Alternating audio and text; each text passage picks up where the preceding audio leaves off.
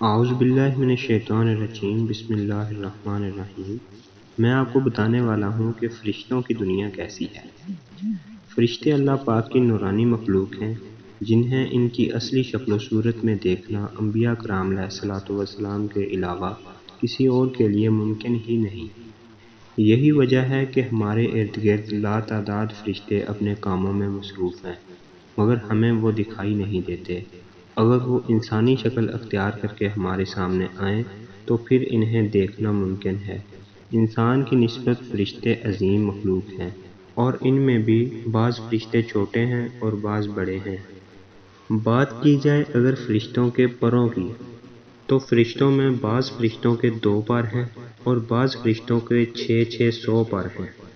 بعض روایات کے مطابق جبرائیل علیہ السلام کے 600 پر دیکھے گئے ہیں، اور ہر پر نے آسمان کو گھیر رکھا تھا۔ ان کے پروں سے مختلف رنگ کے قیمتی موتی بکھر رہے تھے۔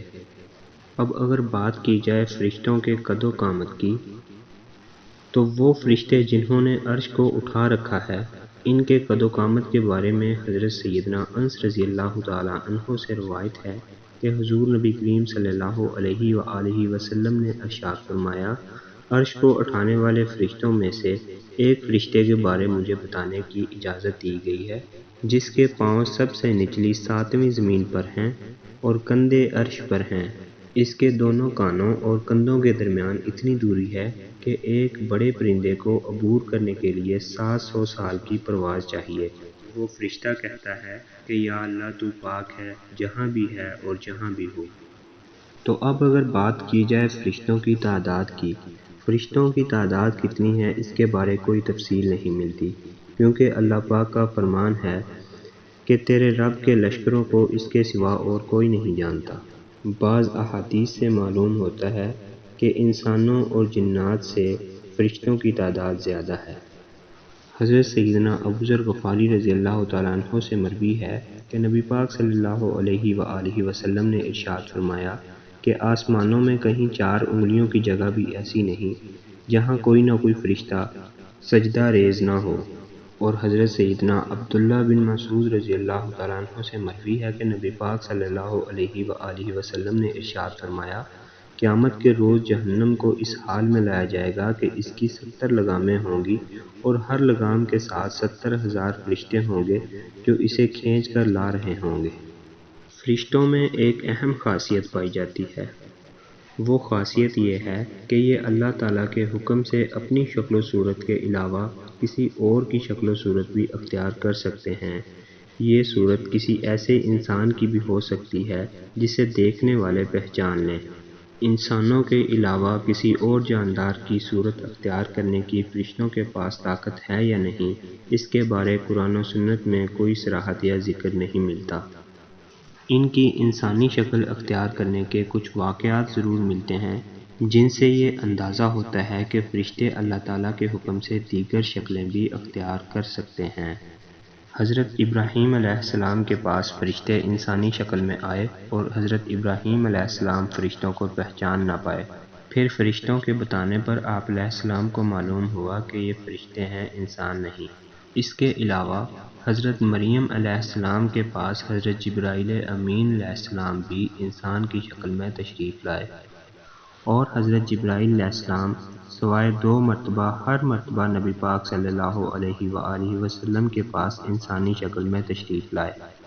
اگر فرشتوں کی طاقت کے حوالے سے بات کی جائے تو اللہ پاک نے فرشتوں کو انسانوں اور جنوں سے کئی گنا زیادہ قوت اور طاقت عطا کر رکھی ہے۔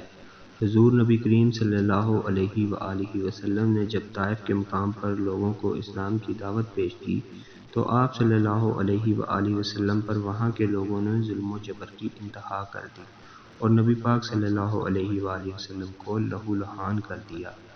تو اس مقام پر حضرت جبرائیل علیہ السلام تشریف لائے اور انہوں نے آواز دی کہ اللہ تعالیٰ نبی پاک صلی اللہ علیہ وآلہ وسلم کے بارے میں آپ کی قوم کی باتیں سن چکا ہے، جو انہوں نے آپ کے خلاف اقدام کیا وہ بھی دیکھ چکا ہے۔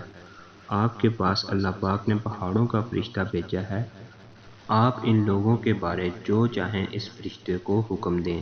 اس کے بعد پہاڑوں کا فرشتہ مخاطب ہوا اس نے نبی پاک صلی اللہ علیہ وآلہ وسلم کو سلام کیا، پھر عرض کی کہ اے اللہ کے رسول، آپ جو حکم دیں گے میں اس کی تعمیل کروں گا۔ اگر آپ چاہیں تو میں ان دونوں طرف کے پہاڑوں کو لا کر ان پر ملا دوں، جس سے یہ لوگ پس جائیں گے۔ اسی طرح جبرائیل امین علیہ السلام کی قوت اور طاقت کے بارے میں قرآن پاک میں ہے، حضور نبی کریم صلی اللہ علیہ وآلہ وسلم کو زبردست طاقت والے فرشتے نے سکھایا جو زور آور ہے۔ بات کی جائے اگر فرشتوں کے نظم و ضبط کی، فرشتے اپنے ہر کام میں نظم و ضبط کی پابندی کرتے ہیں، جس میں کسی قسم کی کمی پیشی یا سستی اور کاہلی وغیرہ کا مظاہرہ نہیں کرتے۔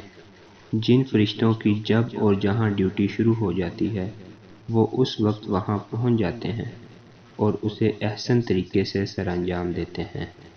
بات کی جائے اگر فرشتوں کی موت کے حوالے سے، تو جس طرح انسانوں کی پیدائش اور موت کے مختلف مراحل ہوتے ہیں، فرشتوں کے لیے یہ مراحل نہیں ہیں، یعنی دنیا میں نئے انسان پیدا ہوتے ہیں اور پہلے سے موجود انسان فوت ہوتے رہتے ہیں، لیکن اس کے برعکس جب اللہ تعالیٰ نے فرشتوں کو پیدا کیا ہے تب سے وہ زندہ ہیں اور قیامت قائم ہونے تک جب تک اللہ پاک چاہے وہ زندہ رہیں گے۔ اس وقت تک اللہ تعالیٰ کی طرف سے انہیں جو ذمہ داریاں دی گئی ہیں انہیں احسن طریقے سے وہ پورا کرتے رہیں گے، لیکن جب قیامت آئے گی تو یہ فرشتے بھی موت سے دوچار ہوں گے۔ پھر ایک ایسا وقت آئے گا کہ کائنات میں اللہ تعالیٰ کی ذات کے علاوہ اور کوئی چیز زندہ نہ رہے گی۔ اسی صورتحال کو قرآن مجید میں اس طرح بیان کیا گیا ہے، زمین پر جو ہیں سب فنا ہونے والے ہیں، صرف تیرے رب کی ذات جو عظمت اور عزت والی ہے وہی باقی رہے گی۔ اسی طرح ایک اور مقام پر ارشاد ہوا کہ ہر نفس کو مرنا ہے۔